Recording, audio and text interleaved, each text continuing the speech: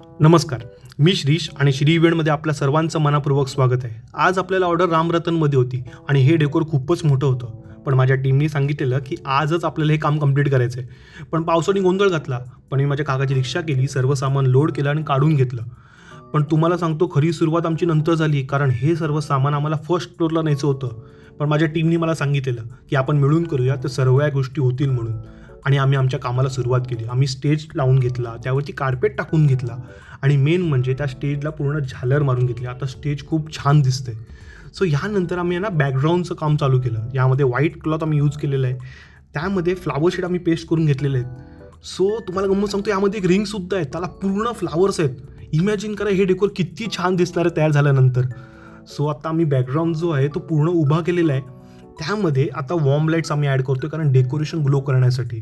सगळं तिलक सेरेमनीचं नाव, sofa, ring सगळं add केलेलं आहे.